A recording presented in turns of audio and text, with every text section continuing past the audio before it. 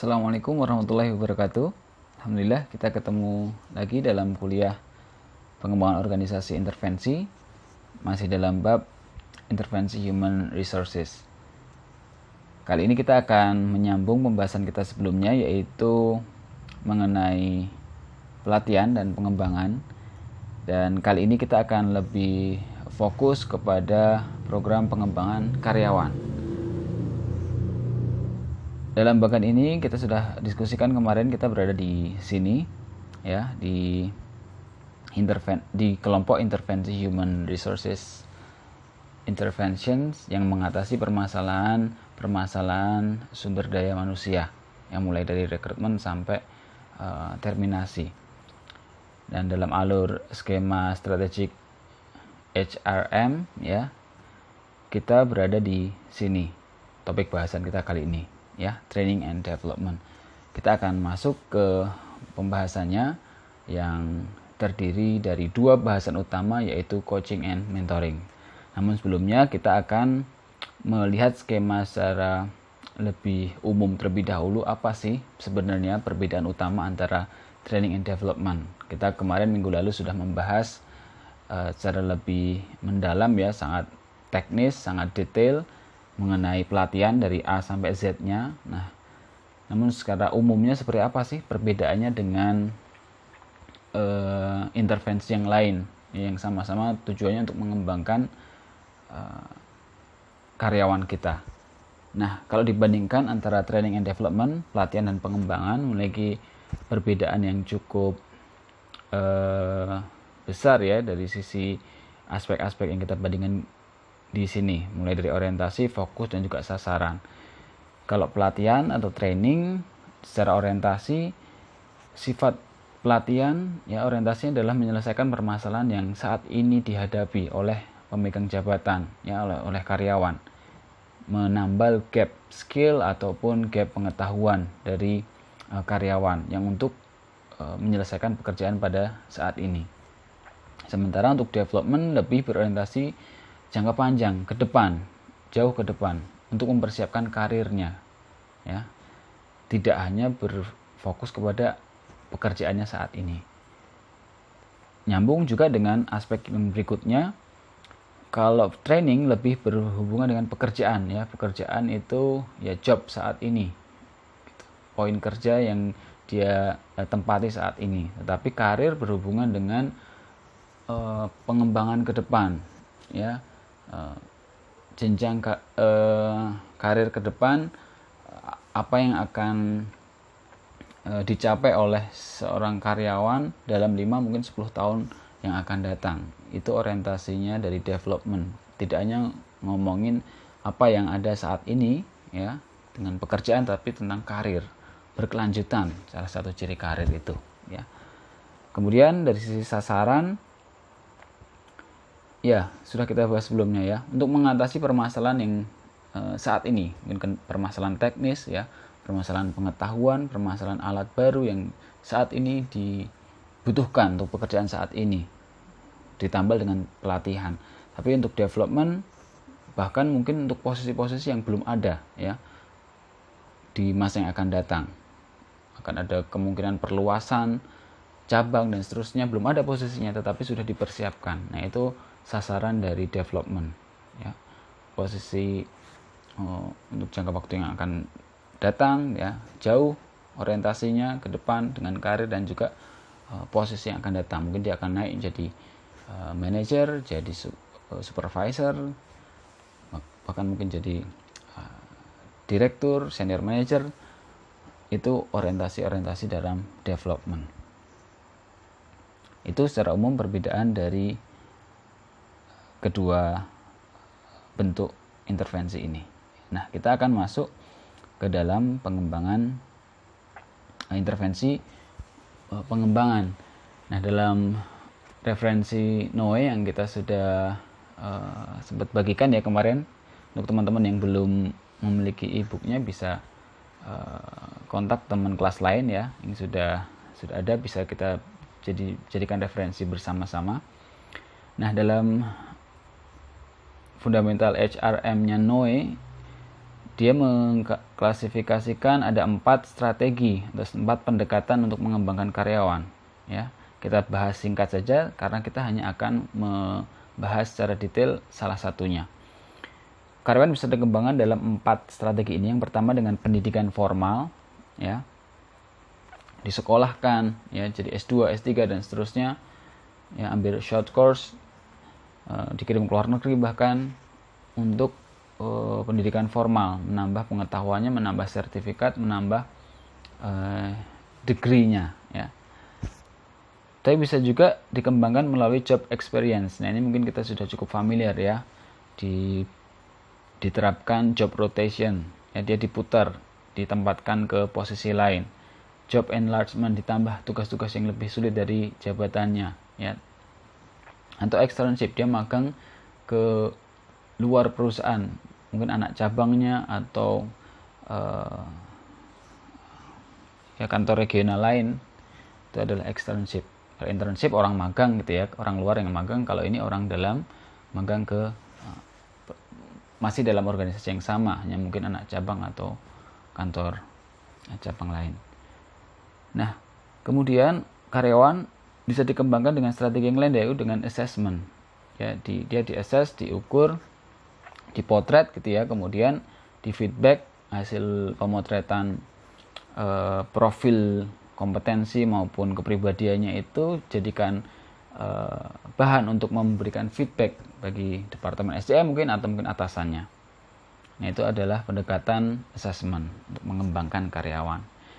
Nah, yang terakhir yang akan kita fokus bahas kali ini adalah interpersonal experience pendekatannya, yaitu karyawan dikembangkan dengan hubungan interpersonal, ya, melalui hubungan interpersonal dengan orang yang lebih berpengalaman, orang yang lebih senior atau orang profesional. Harapannya dengan hubungan interpersonal itu intensif dengan program mentoring maupun coaching, keterampilan, skill, wawasan, ya, kematangan seorang karyawan ini akan berkembang. Nah, itu yang akan jadi bahasan kita kali ini, coaching dan mentoring. Hanya fokus kita membahas 2 itu. Mungkin banyak strategi lain, ya, strategi pengembangan lain yang bahkan mungkin belum kita sebutkan di sini, tetapi fokus kita agar lebih spesifik, ya, dalam kajian kita kali ini, dalam pembahasan kita kali ini fokus ke dalam coaching dan mentoring saja. Teman-teman bisa pelajari bentuk intervensi pengembangan yang lain secara mandiri. Baik, kita akan masuk ke coaching dan mentoring.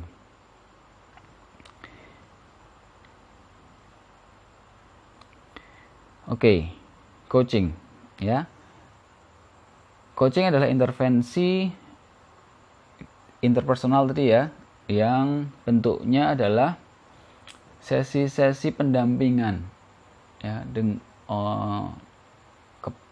yang dilakukan oleh perusahaan, ya, mendampingkan seorang karyawan dengan seorang coach. Nah, coach ini bisa berasal dari 2 kalangan, ya.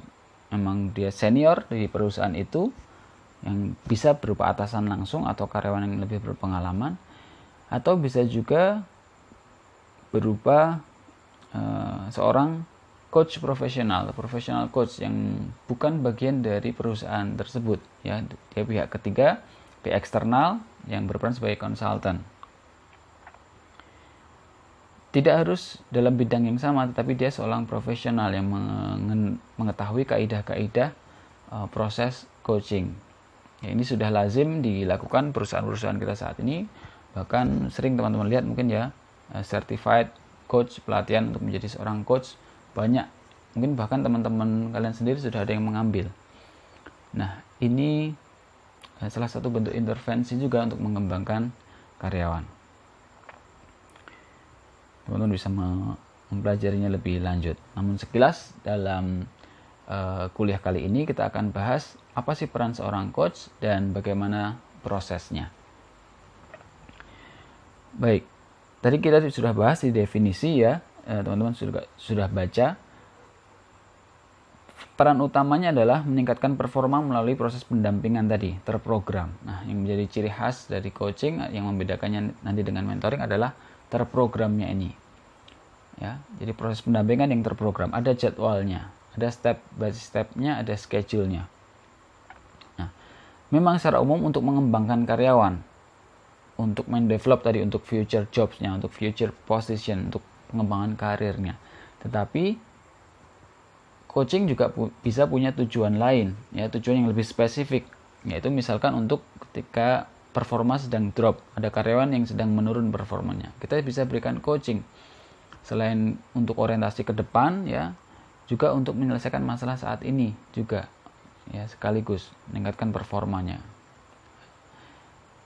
memperbaiki performa tadi, ada permasalahan, mengevaluasi kinerja, ya.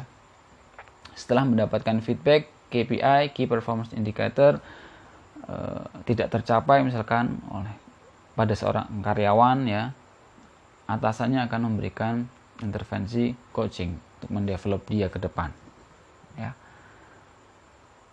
Ada permasalahan dalam kinerja, ya, biasanya dikenal bagus gitu, selalu perform karyawan ini, tetapi belakangan kok ada penurunan dari indikator-indikator yang ada. Atasan atau profesional lain memberikan sesi coaching. Karyawan-karyawan yang akan naik pangkat, naik jabatan, dipersiapkan dengan serangkaian program coaching. Untuk jangka panjang tadi, ya, sudah kita bahas, dan juga bisa untuk membantu karyawan-karyawan eksekutif ketika menghadapi situasi-situasi sulit, ya, misalkan mereka akan merger, akuisisi, atau akan ya masa-masa transisi lain, ya. Para pimpinan menghadapi masa sulit, nah ini bisa fasilitasi oleh perusahaan berupa coach profesional yang membantu para pimpinan perusahaan ini untuk mengatasi situasi sulit. Nah, ini salah satu bentuk-bentuk coaching dengan tujuan spesifik, ya. Nah, apapun bentuknya tadi, tahapan-tahapan dalam coaching secara umum sama, ya. Yang pertama, kita akan menetapkan tujuannya terlebih dahulu. Dan tujuan coaching ini spesifik, ya. Apa perusahaan mengarrange program coaching ini dengan tujuan untuk apa? Individu berminat untuk mengikuti program coaching ini, apa harapannya? Ditetapkan dulu tujuannya, disepakati antara coach dan coachee-nya. Tetapkan juga tahapannya, waktunya, kira-kira berapa lama. Dari perusahaan menetapkan program ini berapa lama, ya. Coaching bisa ada yang berjangka waktunya bulanan, bisa sampai berapa bulan, ada yang sampai 1 tahun pada umumnya. Kemudian tahap berikutnya adalah lakukan assessment. Bisa menggunakan data assessment yang sudah ada, ya, misalkan dengan KPI, data raportnya, gitu ya, raport para karyawan, Key Performance Indicator-nya, masing-masing karyawan punya biasanya. Gimana prestasinya di situ? Apakah tercapai? Berapa persen gap-nya kalau tidak tercapai? Apa yang harus dilakukan? Ini jadi data yang jadi bahan bagi coach-nya untuk memberikan coaching, untuk menyusun program coaching. Kalau data itu belum ada, dilakukan assessment, dipotret itu tadi, ya, profilnya, potensinya, kekuatannya, dan juga mungkin kekurangan kelemahannya atau area of improvement-nya, apa yang bisa dia kembangkan. Nah, ini tahapan assessment. Kalau sudah dapat datanya, itu lakukan pertemuan berikutnya, gitu ya, debrief, sampaikan hasilnya, berikan feedback, apa yang bisa direspon dari hasil pemotretan ini, dari hasil capture profil dia ini, kekurangan, kelebihannya, kekuatannya, peluangnya, seperti analisa SWOT itu, ya, didiskusikan. Tapi diskusinya mulai mengarah, apa yang bisa dilakukan setelah ini, gitu ya. Nah, nyambung ke tahap keempat, sepakati, buat kesepakatan. Nah, kata kunci penting dalam coaching adalah adanya agreement atau kesepakatan. apa yang disepakati adalah action plan-nya. What next gitu. Habis ini ngapain? Ya, mengeksekusi rencana-rencana tindak lanjut ini atau action plan. Setelah tahu kekurangan, kelebihan, peluang ke depan, kita buat rencana tindakan nih, si coach dengan dipandu oleh coachnya. Tapi tetap yang mengedrive utamanya, inisiatifnya adalah dari coach. Coach memfasilitasi saja. Sepakati, tetapkan, bahkan di tahap tertentu ada yang buat perjanjian tertulis gitu ya, bahwa ini action plan ini akan dilakukan. Disepakati kedua belah pihak dan coach akan menjadi pengawasnya, pemantaunya dalam tahap kelima, yaitu ketika menerapkan action plan tersebut, direalisasikan rencana-rencana itu. Jangka waktunya berapa bulan nih?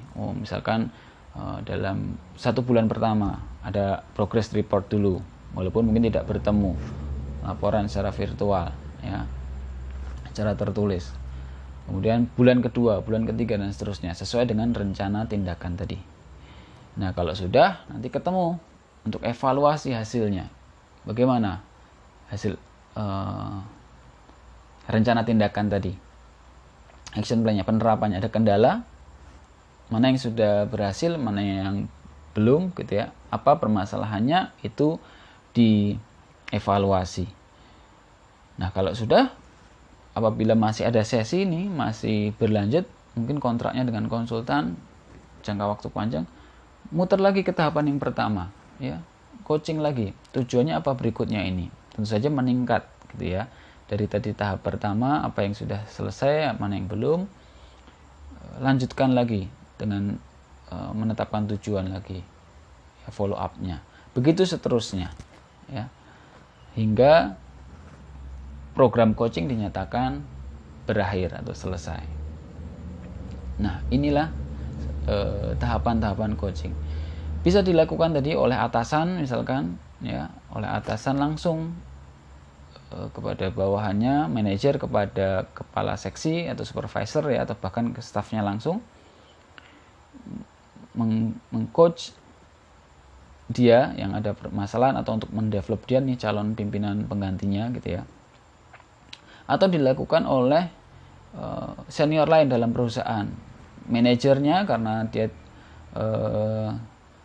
merasa lebih nyaman kalau yang mengcoach adalah orang lain agar dapat wawasan lain gitu ya, di arrange lah karyawannya itu ke senior lain dalam perusahaan untuk dijadikan coaching-nya. Atau bahkan bisa tadi dengan pihak ketiga, dengan konsultan. Apapun itu tahapannya kurang lebih sama seperti ini, mulai dari tahap 1 tujuan sampai ke action plan, evaluasi. Itu untuk coaching ya. Nanti kita bahas apa sih perbedaan persamaannya coaching dengan mentoring. Tapi harapannya teman-teman mendengar penjelasan ini sudah ada gambaran, dan ketika nanti diminta untuk mendevelop program coaching, sudah ada gambaran. Teman-teman secara teknis bisa mencari lebih lanjut. Nah, berikutnya kita akan masuk ke mentoring. Nah, apa sih mentoring itu? Kita sudah cukup familiar gitu ya, mungkin mendengar kata mentoring. Secara umum kita langsung kebayang orang yang lebih senior ya, membantu adiknya atau juniornya ya untuk beradaptasi gitu misalkan ya, atau untuk berkembang menjadi lebih baik. Nah, prinsipnya sama. Itu juga yang ada dalam program mentoring di pengembangan, di intervensi untuk pengembangan ini. Intinya perusahaan mematnerkan seorang mentee dengan seorang mentor. Mentor adalah orang yang berpengalaman, orang yang lebih senior, orang yang lebih dulu masuk perusahaan situ, dengan mentee, karyawan yang cenderung lebih baru atau lebih sedikit pengalamannya. Itu prinsipnya. Nah, secara proses mungkin akan ada proses coaching juga di sana ya. Tetapi yang membedakan, salah satu prinsip yang membedakan adalah mentor ini Kalau coaching tadi bisa dilakukan oleh pihak ketiga gitu ya. Kalau mentor ini umumnya dilakukan oleh anggota perusahaan. Ya, jadi tidak dengan pihak ketiga. Bisa dengan manajernya langsung kalau memang manajer itu memang perusahaan mengeset manajernya berperan sebagai mentornya gitu ya. Bisa karyawan senior lain gitu di luar unitnya atau departemennya. Esensinya adalah sama tadi ya, hubungan saling membangun, saling membantu antara junior dengan seniornya. Nah, antara orang yang lebih ahli dengan orang yang kurang ahli. Tujuannya apa? Agar kemampuan si kurang ahli ini meningkat karena sering bergaul secara intensif dengan orang yang sudah ahli ini. Nah, sebenarnya proses ini secara alami akan terbangun gitu ya. Sering akan muncul seorang junior mengenal baik seorang senior yang ternyata orangnya terbuka gitu ya, mau ngomong, mau mengarahkan gitu, akan muncul sendiri proses mentoring ini. Tetapi dalam konteks intervensi, tentu saja intervensi adalah perubahan yang terencana gitu ya. Nah, ini terencana dalam intervensi HRM, mentoring ini proses yang terencana. Jadi dipartnerkan. Seorang junior dipartnerkan dengan seorang senior yang akan jadi mentor, yang akan membimbing. Nah, disebut mentee atau mentor orang yang belajar tadi adalah protege ya. Seorang murid gitu ya, secara sederhananya itu. Nah, jelas ya untuk mentee manfaatnya, dia bisa jadi punya role model, punya pelindung, nanti kita bahas lebih lanjut. Tetapi yang merasakan manfaatnya tidak hanya mentee saja, tapi mentornya pun juga ya. Kalau tadi mentee dapat role model, dapat support dari karyawan senior, keuntungan dari mentor adalah mentor juga, menurut berbagai literatur ya, berbagai riset, mentor merasa berdaya gitu ya, merasa berharga kembali gitu ya. Mungkin mentor ini orang yang karyawan senior yang mungkin menjelang pensiun gitu ya. Dengan dia bisa mentransfer pengetahuannya, wisdomnya mungkin ya, ke karyawan yang lebih junior ini, dia merasa lebih berharga gitu ya, lebih bahagia, lebih puas gitu. Merasa menjadi bagian penting dari perusahaan. Kemampuannya, ilmunya ini bisa diwariskan gitu ya. Ada yang meneruskan wisdomnya ini yang mungkin tidak ada di buku-buku training gitu. Tidak ada di diktat-diktat perusahaan, tetapi ada di pikiran, ada di otaknya, itu bisa ditransferkan. Ini membuat mentor, karyawan senior merasa berharga. Dan bahkan secara teknis, mentor atau karyawan-karyawan yang senior ini bisa mendapat keuntungan ilmu-ilmu baru juga dari mentinya. Perkembangan teknologi, misalkan mentinya lebih update di bidang yang sama, kebetulan ya, dia mendapatkan wawasan-wawasan baru yang pada zaman dia di posisi waktu dia masih junior belum ada, atau sistem itu belum berkembang dan seterusnya. Menguntungkan juga. Nah, buat perusahaan tentu saja aktivitas ini sangat menguntungkan karena itu tadi, pengetahuan yang dibangun berpuluh-puluh tahun bisa diwariskan. Dan karyawan akan berkembang ya, karyawan yang masih junior akan berkembang dengan panduan transfer ilmu, arahan dari karyawan senior yang menjadi mentor tadi. Nah, tadi secara umum ya, kalau kita bagi secara global ada fungsinya itu dua bagi mentee ya, manfaatnya gitu. Mentee akan mendapatkan dukungan dari sisi karir gitu ya, fungsi karirnya ada dukungan profesional ya, mendapat perlindungan dari karyawan yang senior gitu ya. Anda bisa jadi bukan langsung bosnya nih, bisa bos di departemen lain, divisi lain gitu. Sudah senior, dia mendapatkan perlindungan, bisa mendapatkan tugas-tugas yang menantang juga, dapat kesempatan nih, dikasih tugas, boleh mentor memberikan tugas, diajak kemana gitu ya, terlibat dalam tugas-tugas yang dia untuk di level dia harusnya belum mengalami, tapi karena dia punya mentor ini, dia memberikan kesempatan untuk itu. mendapatkan akses informasi yang terbuka, ya, karena dia levelnya udah senior, sudah jabatannya sudah tinggi gitu, punya akses informasi banyak, dia bisa ikut mengetahui informasi itu. Dia juga mendapatkan exposure, visibility, dia dikenal, oh ini toh mentinya Pak X gitu ya, Pak X ini terkenal baik, terkenal pintar, berkontribusi, anak mentinya pasti juga tidak sembarangan gitu ya, pasti pilihan ini. Nah, dapat exposure, dapat visibility, sehingga peluang-peluang ke depan bagi menti ini semakin terbuka gitu ya, semakin dikenal. Nah, selain fungsi karir, fungsi profesional tadi ya, ini fungsi psikososial juga ada.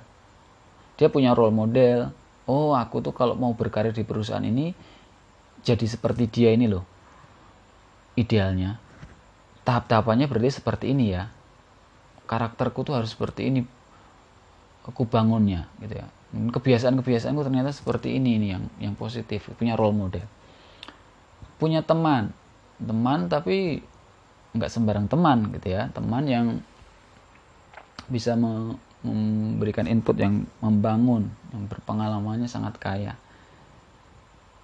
bisa punya tempat untuk konseling, untuk curhat ya, untuk berkeluh kesah tentang kehidupan profesional maupun pribadi. Nah, yang membedakan mentoring dengan coaching ini salah satunya adalah mentoring lebih dominan unsur informalnya, lebih dominan unsur personalnya. Hubungan yang dibangun itu hubungan pertemanan, harapannya. Ya. Kemudian profesionalnya juga dapat, tetapi lebih kental unsur pertemanannya, gitu ya, dibangun. Dekat secara interpersonal, dekat secara personal. Nah, itu tadi manfaatnya atau fungsinya, peran mentoring. Nah, kalau ngomongin tahapannya, agak berbeda dengan coaching. Coaching itu lebih sistematis, karena memang terprogram tadi ya, program pendampingan yang terencana, terplanning. Kalau mentoring tidak bisa direncanakan sedetail itu, karena mentoring ini jangka panjang. Bisa jadi proses mentoring ini bisa dalam literatur, dalam The Handbook of Mentoring, sampai 5-7 tahun bahkan hubungan mentoring itu ya. Jadi yang bisa kita pelajari adalah fase-fasenya ya, bukan tahapan secara detailnya, tapi adalah fase-fase yang umumnya muncul dalam hubungan mentoring. Nah, di fase initiation ini, fase awal ya, ini dipertemukan antara mentor dan mentee. Kalau proses informal, alami, ya saling ngobrol, ketemu gitu ya, kenal mungkin di kantin, makan bareng, kemudian cocok, ngobrol, nyambung.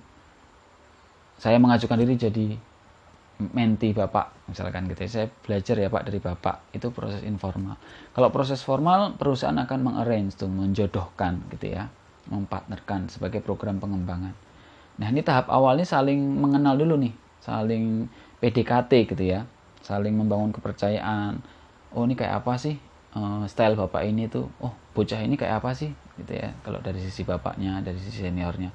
Oh, ternyata anaknya ini seperti ini gitu. Nah, ini fase-fase itu. Bisa sampai 1 tahun ya, mulai dari 6 bulan sampai 1 tahun proses ini tuh ya, proses perkenalan ya, proses PDKT. Kalau sudah, baru nih kedua belah pihak baru bisa memetik hasil cultivating ya, mendapatkan hasilnya dari hubungan mentoring ini. Tadi si mentee dapat pengalaman, dapat wisdom, dapat arahan gitu ya, mentornya dapat wawasan baru, mungkin dapat asisten, bisa jadi gitu. Nah, ini hubungannya sudah mulai saling menguntungkan gitu. Sudah mulai terbangun ikatan interpersonal juga, sudah menjadi teman gitu ya, sudah mulai menjadi teman, dan sudah ada hasil yang tangible, yang kelihatan. Oh, misalkan mentee berhasil nih naik jabatan nih selama fase ini tuh, sudah ada perubahannya, atau dia pernah berprestasi apa gitu. Nah, ini sudah ada hasilnya. Si mentor sudah merasakan itu. Nah, berikutnya Kalau sudah mendapatkan hasil itu, mau tidak mau ya secara alami hubungan akan mengendur gitu ya, akan mulai berpisah, separation. Bisa jadi berpisahnya tuh karena memang sudah waktunya berpisah, si senior pensiun atau pindah tempat, mutasi dan sebagainya. Nah, bisa jadi juniornya yang mungkin berpindah tempat tadi, mengalami program pengembangan yang lain, ya promosi, rotation dan sebagainya. Berpisah mereka. Ya. Nah, di sini fase-fase penyesuaian. Yang tadinya punya mentor yang bisa selalu menerima, bisa selalu ketemu ketika di kantor, ya walaupun tidak setiap hari gitu ya. Ada tempat untuk berkeluh kesah, untuk curhat, mendapatkan arahan. Ini mulai hilang. Adaptasi, penyesuaian. Sama, si mentor juga tadinya punya asisten nih, yang bisa sering dimintai bantuan. Bisa dapatkan cerita-cerita baru nih tentang kantor, yang mungkin saya sudah tidak mendengar nih gosip-gosipnya gitu ya. Mulai berubah situasinya. Ini fase-fase penyesuaian, separation, akan berpisah dengan alami. Bisa jadi juga karena proses yang tidak struktural tadi, yaitu kan yang struktural. Ada hubungan yang memburuk misalkan, ya berpisahnya karena hubungan yang ada ketidakcocokan atau ada miskomunikasi sehingga hubungannya memburuk, sehingga proses mentoring itu harus perlahan-lahan berhenti gitu ya, berakhir. Nah, itu separation juga. Nah, itu ada fase-fase penyesuaian. Nah, kalau sudah melewati itu akan ada fase redefinition. Jadi hubungannya tadi dari mentor-mentee berubah menjadi full pertemanan gitu ya. Mungkin yang tadinya ada masalah sudah mulai memaafkan gitu, dan kemudian ya sudah kembali menjadi seorang sahabat gitu ya, teman, walaupun mungkin beda gap jauh, tapi jadi pertemanan. Atau yang tadi berpisahnya karena struktural, memang waktunya habis gitu ya, pensiun atau berpindah tempat, mengontak kembali gitu ya, tidak lagi sebagai mentor mentee resmi di perusahaan, tetapi sebagai teman mungkin di luar kantor, masih sering hangout, masih sering mungkin bahkan antar keluarga besarnya makan bersama dan seterusnya. Ini fase redefinition. Nah, ini adalah fase dalam proses mentoring. Nah, tahapannya memang tidak serigid untuk coaching, karena mentoring ini sifatnya jangka panjang ya. Nanti kita akan bahas apa sih persamaan dan juga perbedaan dari keduanya, gitu ya. Nah, ini tadi kita bahas ya. Semoga sudah jelas pembahasan mengenai mentoring. Nah, kita akan bahas. Semoga dengan pembahasan ini jadi lebih paham nih keduanya. Nah, dari coaching dan mentoring tadi sama-sama persamaannya ya. Orientasinya masa depan, orientasinya ke karir, tidak hanya menyelesaikan pekerjaan saat itu juga saja. Tidak hanya untuk menyelesaikan tugas saat itu, tapi karir dia ke depan. Jadi karyawan-karyawan yang dapat kesempatan ini biasanya juga karyawan-karyawan yang pilihan gitu ya, yang memang diproyeksi akan dikembangkan ke depan. Dia top performance, kalau di itu karyawan star gitu ya, potensinya bagus, performanya juga bagus. Disiapkan dari sekarang, orientasinya ke depan. Kemudian keduanya juga sama-sama bisa formal maupun informal tadi ya. Secara alami seorang bos itu biasanya melakukan coaching gitu ya, memanggil anak buahnya, dikasih tahu, ditanyain bagaimana hasilnya, mengapa seperti ini. Itu adalah proses alamiah coaching. Proses alamiah mentoring juga sama. Biasanya kita mencari role model gitu ya, mencari sosok figur yang bisa kita jadikan panutan masuk di organisasi. Sama di perusahaan juga sama. Oh, bapak itu keren nih, mengajak kenalan mungkin, kemudian sama-sama cocok, saling sering bertukar pikiran, akhirnya jadi mentor. Itu informal. Tapi secara formal juga bisa. Ada program coaching dari perusahaan, ada program mentoring dari perusahaan. Memang di arrange, memang diatur. Ya, memang jadi suatu strategi atau kebijakan perusahaan. Kemudian persamaan berikutnya adalah sama-sama dilakukan oleh orang berpengalaman tadi ya, jadi orang yang lebih senior. Kemudian persamaan berikutnya, nah sama-sama nih bisa untuk mengembangkan interpersonal skill maupun hard skill-nya, technical skill. Bisa. Kalau mentornya atau coach-nya itu orang yang bekerjaannya di bidang yang sama, selain mengembangkan interpersonal skill, soal leadership, soal manajemen waktu, soal strategi gitu ya, bisa juga untuk mengembangkan skill-skill tentang pekerjaannya. Misalkan seorang akuntan gitu, transfer ilmu tentang accounting-nya ke juniornya tadi bisa. Jadi bisa untuk soft skill, bisa untuk hard skill. Sama-sama coaching dan mentoring bisa. Nah, persamaan berikutnya adalah penting banget nih. Tidak semua orang yang bagus skillnya, pengalamannya itu bisa menjadi seorang coach atau mentor yang bagus. Karena apa? Karena sangat dibutuhkan keterampilan interpersonal ini. Ya, bisa mendevelop orang, bisa sabar, bisa mengayomi gitu ya, bisa mengarahkan tapi tidak terus benar-benar direct gitu, memancing, mengarahkan dengan pertanyaan. Nah, ini skill-skill seorang coach dan mungkin juga seorang mentor ya. Tidak semua karyawan yang bagus itu bisa menjadi seorang coach dan mentor. Sehingga karena sangat dibutuhkan tadi keterampilan interpersonalnya. Nah, ini kalau teman-teman tertarik silahkan nih, banyak ya coach-coach profesional. Karena itu tadi ya, coach tidak harus di bidangnya, tidak harus orang perusahaan itu. Nah, ini masuk ke perbedaannya. Ya.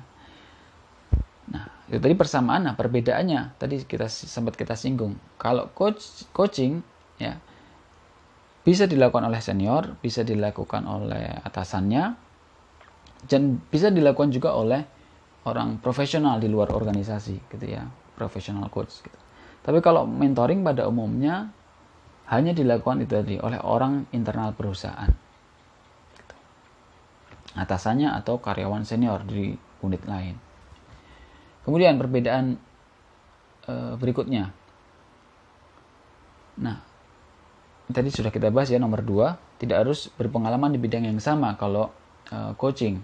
Bisa jadi seorang coach karyawan accounting ya, backgroundnya psikologi atau backgroundnya teknik industri, misalkan dia mendalami ilmu coaching, nge-coach karyawan orang akuntansi, nggak masalah gitu.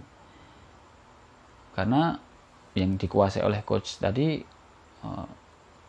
skill-skill yang umum ya, bagaimana manajemen waktu, bagaimana strategic thinking dan seterusnya.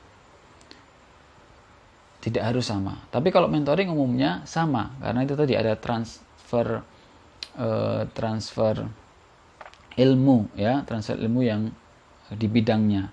Kalaupun tidak di bidangnya, dari departemen yang berbeda misalkan, ada persamaan pengetahuan tentang budaya organisasi itu. Nah, itu juga penting gitu, untuk bisa menjadi seorang mentor. Jadi sama, wawasannya itu sama gitu ya, itu perbedaannya. Kemudian jangka waktunya nih beda banget. Kalau coaching termasuk pengembangan yang jangka pendek ya, kalau dibandingkan dengan mentoring bisa bertahun-tahun. Kalau mentoring biasanya dalam beberapa bulan atau maksimal 1 tahun, kemudian bisa dilanjutkan lagi mungkin sampai 2 tahun gitu. Tapi kalau mentoring bisa sampai beberapa tahun, sampai dia berkembang ya, menjadi naik jabatan terus masih dengan mentor yang sama gitu. Bahkan ketika sudah pensiun pun masih menjalin hubungan mentorship dengan seniornya tadi, bisa jadi.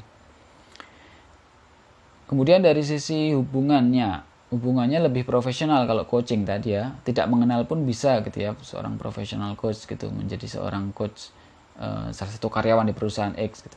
Kalau mentoring hubungannya lebih personal akhirnya nantinya. Memang ada unsur profesionalnya juga ya, karena di arrange perusahaan, tetapi arahnya lebih ke personal. Kemudian kalau coaching lebih ke professional development, skill-skill atau pengetahuan, keterampilan, wawasan gitu ya, mindset yang dibutuhkan untuk dunia profesional ya, untuk menjadi manajer ke depan, untuk menjadi direktur di masa depan. Tapi kalau mentoring selain itu juga iya, tetapi lebih ditekankan ke personal growth-nya. Gimana sih menjadi orang atasan yang bijak, gimana sih menjadi ayah yang bisa membagi waktu. Hal-hal semacam itu juga menjadi sasaran ya, bisa ditempuh lewat mentoring, personal growth. Nah, kalau coaching juga lebih spesifik permasalahannya, kalau mentoring bisa lebih luas. Ya, wisdom itu tadi ya, wisdom seorang karyawan yang teladan itu seperti apa sih? Itu kan luas ya. Apa sih yang bisa ku teladani dari dia, itu bisa luas. Kalau coaching lebih fokus. Oke, menyelesaikan masalah performa yang sedang menurun, menyelesaikan masalah skill kepemimpinan yang perlu disiapkan dari sekarang, menyelesaikan permasalahan keterampilan interpersonalmu yang belum berkembang untuk jadi seorang pimpinan. Nah, itu ya, lebih spesifik, lebih fokus. Kalau mentoring lebih luas, karena juga jangka waktunya tadi yang lebih lama. Itu teman-teman, dengan mempelajari dua perbedaan tadi ya, dari keduanya tadi, harapannya kita bisa lebih memahami masing-masing. Seperti apa itu coaching, seperti apa itu mentoring. Nah, nantinya ketika teman-teman sudah masuk ke dalam organisasi, harapannya teman-teman jika memang bekerja di bidang SDM gitu ya, tahu nih perbedaan keduanya dan bisa mengarrange program ini gitu ya, dengan belajar lagi lebih jauh tentu saja. Ini sebagai perkenalannya, dan kita bisa lanjutkan sebagai pemicu ya untuk belajar lebih lanjut lagi secara mandiri. Terima kasih, semoga ada manfaat yang bisa kita petik dari kuliah kita hari ini. Tetap semangat, tetap sehat teman-teman dimanapun teman-teman berada. Minggu depan karena kita sudah akan UTS ya. Nah, sudah banyak yang kita pelajari, kita akan coba tes ya sejauh mana kita sudah belajar melalui UTS. Terima kasih, sampai ketemu lagi di kesempatan yang akan datang. Billahi taufiq wal hidayah. Assalamualaikum warahmatullahi wabarakatuh.